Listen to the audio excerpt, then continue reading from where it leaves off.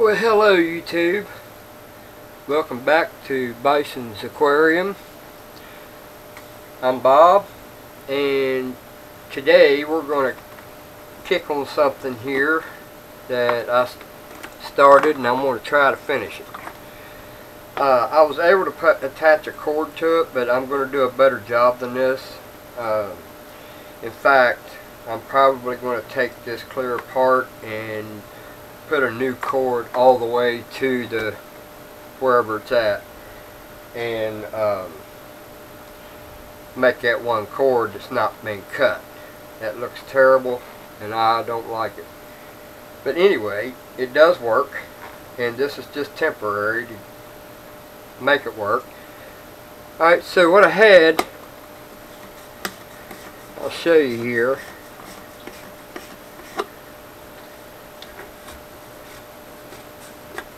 This is the way it was originally, alright, and this one had a screen in it, so I took the screen and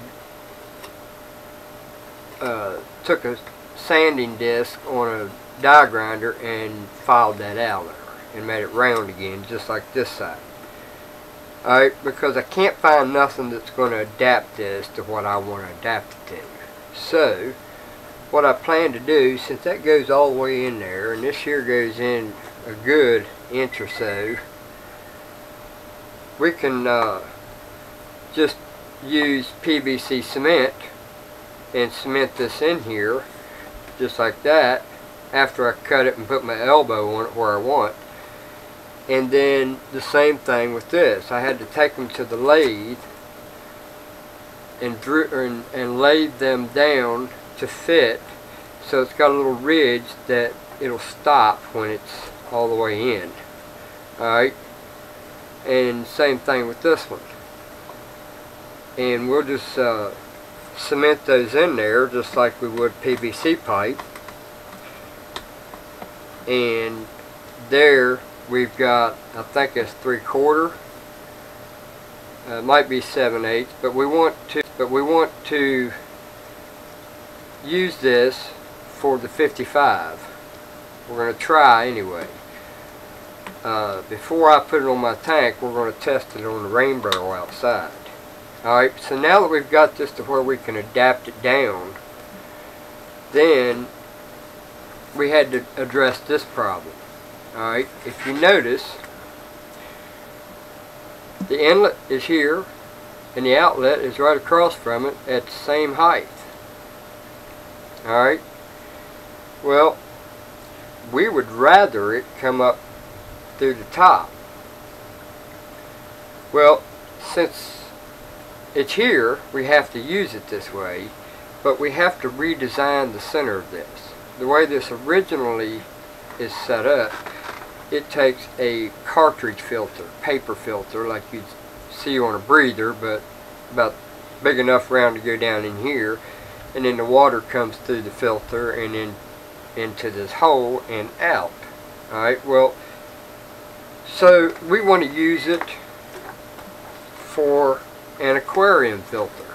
Alright, so what I've decided to do is that round piece that's in there, I had to make this adapter to go in it. Now this here squeezes tight into that hole down there, but it only goes this far, so it leaves the opening for the outlet, so you don't want to clog that up. Alright, and then I made a crown on top of it. Simply, I'll explain to you what that's for once we get to that point. Alright, so then I just push that down in there. Alright, well, first we got 3 plates. Alright, I made these on the lathe and drill press today, and it's out of thick plastic and allows water to go through them. So we take our first plate. Now this is a conversion from a pool to a fish tank. Alright, so then we're going to put that down there, and it rests on all them fins. Alright, as you can see. Alright, so now that we've got that in there, then we put our riser. Alright, now this riser is basically to force the water to go up and through this hole and out. So it's got all this area it has to go through before it gets to this point. Alright, so now we're going to put a sleeve in there. This sleeve is representing the bio balls. Alright, so we're going to put that on there, and the reason for these is to allow these to space themselves apart. So you put a spacer, then you put your bio balls in there. Now you want to wash this thing really good, and you keep your finger over top of this too. You don't want to drop one down in there. It'd probably actually go out.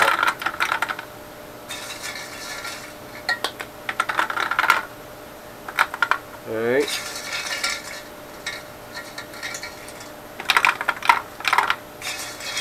You just keep putting these bio balls in there. And you want to make them so that they're level.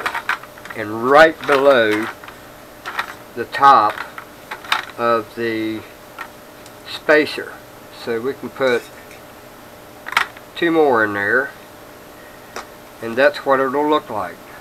Your bio balls are in there up to just below the surface, or the spacer, where the next plate will go on. So you put this plate down, and that's resting on that spacer. Alright, well then we're going to put another spacer in there. This represents whatever you want. You could put more bio balls, which is what I'm going to do, or you could put big pieces of lava rock in there. Something you want to make sure that your lava rock, every piece, is bigger than the holes in the screen. That way you don't have a whole lot of falling through to other stuff. Alright, let's pretend that we're going to use lava rocks, which is probably what I would recommend. In fact, I ain't none too sure the lava rock shouldn't go first, then the bio balls, and then your cotton batting. So we're going to use bio balls. But you ask, why didn't you just make the spacer for that many bio balls? Well, because I wanted my options open for later on, that if I decided that I did want to put a third filtering party in there, I could do that. Alright, so now all these are below it, and these actually fit in there pretty nice. So now we put our next piece on there. Alright, now we've got a spacer. Now this spacer is, if you notice, got bigger holes drilled in it all the way around it. And these holes are in line with these holes. And the reason that I cut these, because I had them drilled just like that, and then I just cut in between every two.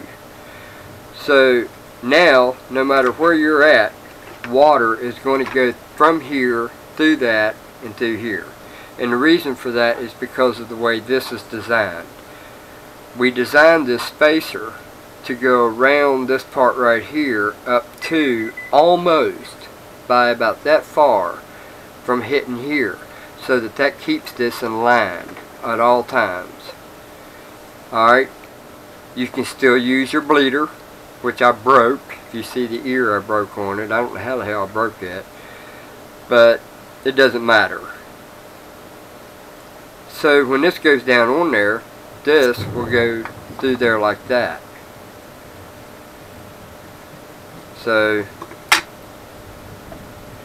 then you got a rubber seal around here, which I'm going to use Vaseline on. But anyway, then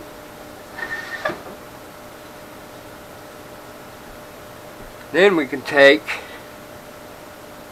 cotton batting and we can do something like maybe fold that and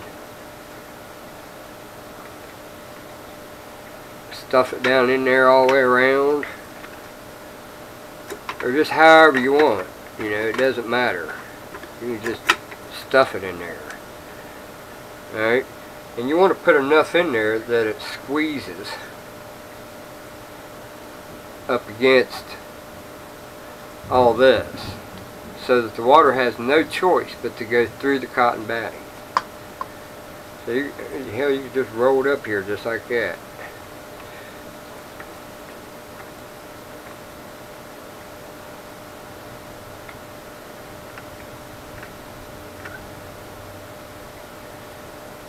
Alright, let's see if that should be enough. You just got to make sure you got all the cotton batting. Now remember, you'll Vaseline the O-ring and your surfaces that the O-ring is going to be touching. Alright, then you put the nut on it.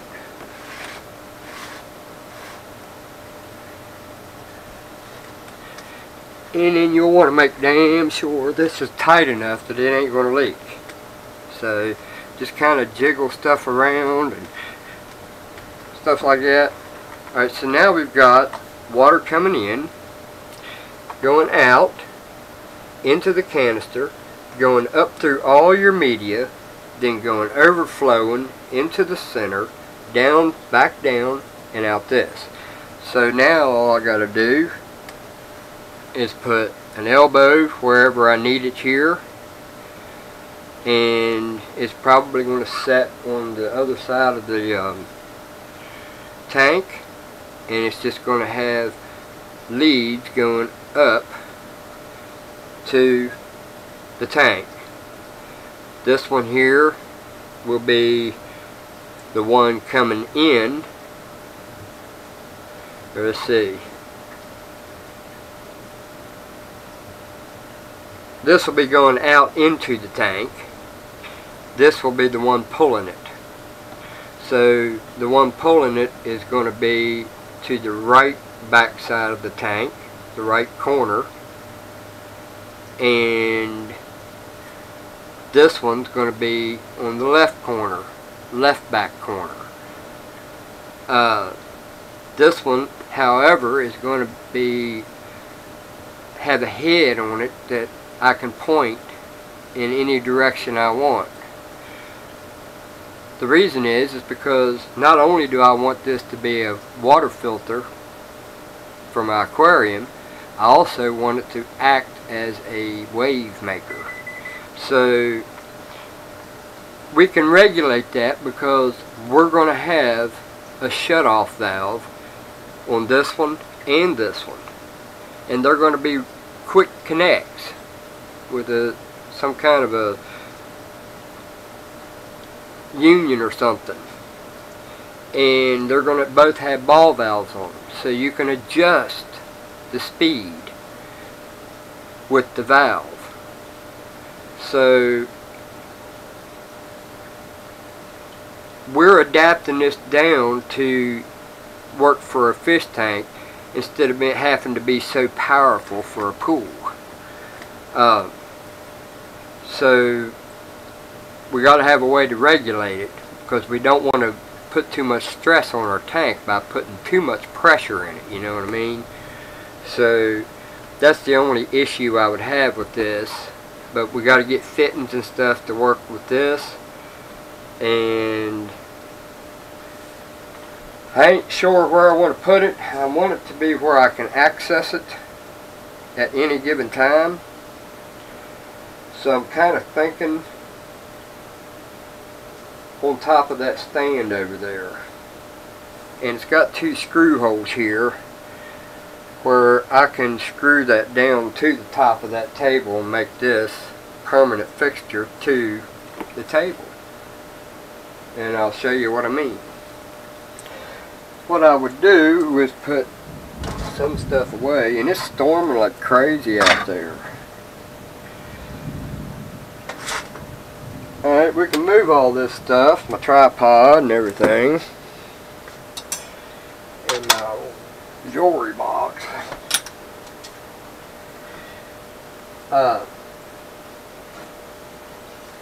Now, we can't use this tile on it because we're going to screw it down to this. We don't want this thing to make a whole lot of noise. And that's another thing I'm worried about. I'm worried if that's going to make a lot of noise. I'm hoping that we could do something like that right there.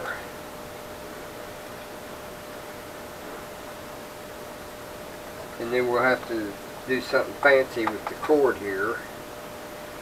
And just put a little something there to hold that down to it. And run that on back. Or whatever. We might be able to just take... Yeah, I'd rather run it back that way. So we'll have this going back in the back. And you won't see that. That'll be behind there. Alright. Then, as you can see, we're at the right place where we're going to run our line. So we're going to elbow off of this, and this one here will go to this corner and elbow into the tank with a head that moves around one angle to another. This one, however, it's going to go at an angle, but it's going to go further. It's going to go all the way over to the other corner on the right hand side of the tank in the back, and it's going to go about halfway down the tank in this corner right here. So we may have to rearrange some stuff to hide that. Which Jake needs a new, he needs some decorating in there anyway. But look at that wood, man. Ain't that wood looking pretty nice? That's a nice looking piece of driftwood. It's got all the different colors in it. It's starting to show age now. Jake got to get all up in the picture here. I'd like to get a little bit more forward lighting on him. He's got some pretty colors. I need to get some light on him in a certain way. Because I can see all the red coming through him. It just looks like somebody traced him. But anyway. But that driftwood really is starting to look good. This one over here, I never had an ounce of problem with it because I boiled it. After I boiled it and I put it in here, it was instantly ready. I didn't get no white fungus or slime or nothing.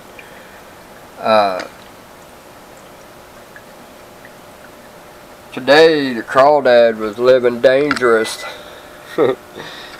They were swimming amongst each other, the crawdad. Alright, and then we'll show you the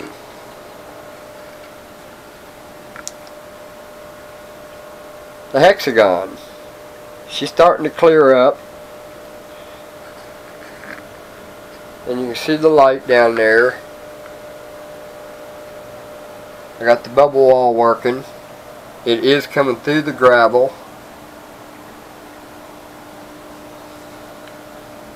Look, there's blue.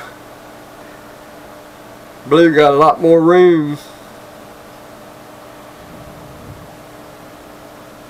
But as soon as I get my camouflage tape, we're going to take that camouflage tape and we're going to move all this out of the way, and we're going to camouflage up each one of these corners. Every one of these are going to get camouflaged.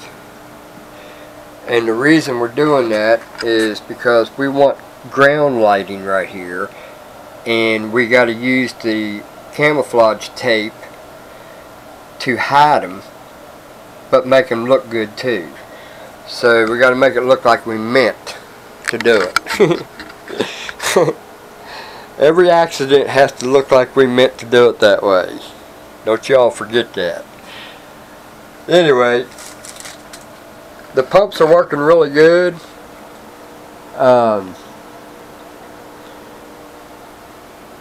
I got a piece of driftwood floating around in there. Let me get you off the tripod.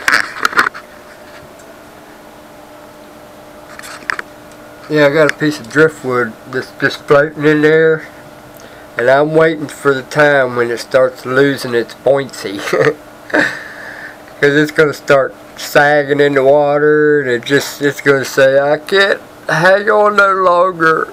I'm going down. I'm just waiting for it to happen. It's been floating for like 4 days now. It's probably going to take a while for that one. I might have to boil it to make it sink. But we're going to leave it and see how long it takes. I can't wait for my water to clear up, man, and look like Jack and Jill's. Look, Jack and Jill, man. They got it going on in there. I pimped their ride.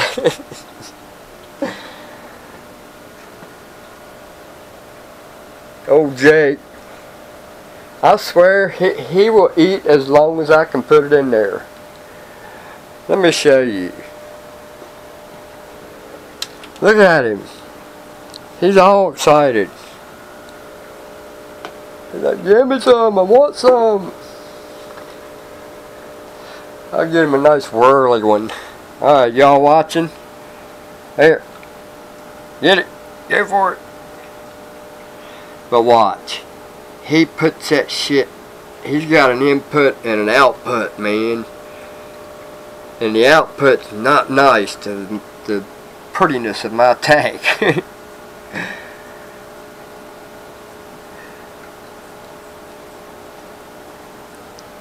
But this one's starting to look really good now.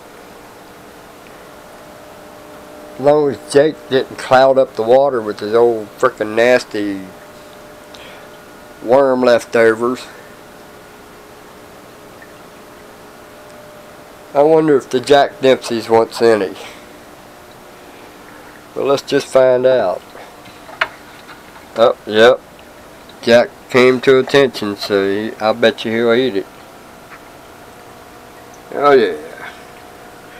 Eat the fish. Love the fish. Here's one for the little crebenza if I can get a hold of it.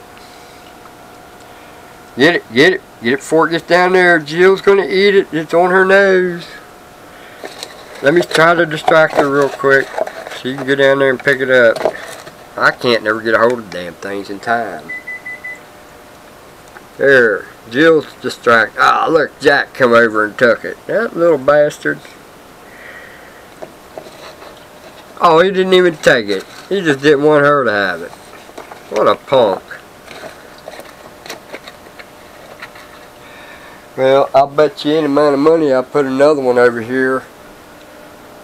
I bet you Jake will eat it. Watch. That makes his 5th one, man. In 20 minutes. You ain't getting no more. Stop it. Stop that begging. They're worse than dogs, man. I'm not kidding you. My fish are worse than dogs. If I set up a camera here and I paced back and forth, you'd see Jake. he'd be following me back and forth. That's what he did when my son was here. But anyway, I guess this turned out to be a chat for all you YouTube buddies. And it's raining out there.